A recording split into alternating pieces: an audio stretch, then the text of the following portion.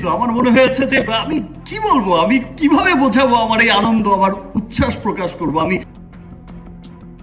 জুম্মার নামাজ শেষে আব্রাহাম খান জয়ের হাত দিয়ে মুসল্লিদের মাঝে বিরিয়ানি বিতরণ করায় অপু বিশ্বাসের প্রতি মুগ্ধতা প্রকাশ করেছেন শাকিব খান। স্ত্রী সন্তানের এমন পরিবর্তন দেখে সত্যিই মুগ্ধ হয়েছেন শাকিব।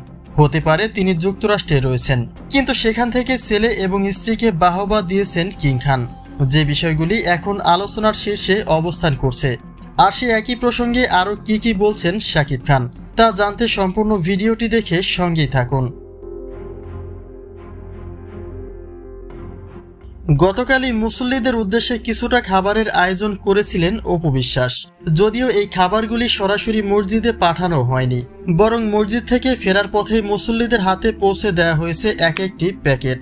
সেই পথে হেঁটে চলা অসহায় ব্যক্তিদের মাঝেও বিতরণ করা হয়েছে এই খাবার, যেখানে সবচেয়ে বড় চমক ছিল আব্রাহাম খান জয়, অর্থাৎ জয়ের হাত দিয়ে মুসল্লিদের হাতে খাবার পৌঁছে দিয়েছেন অপু বিশ্বাস।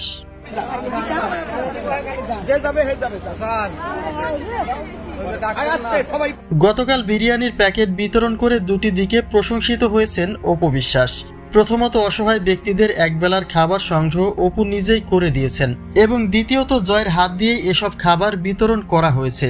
অর্থাৎ ছোট্ট বয়সে বাবা মায়ের থেকে সন্তানেরা যে শিক্ষা পাবে, বড় হয়ে ঠিক সেগুলি অবলম্বন করার চেষ্টা করবে।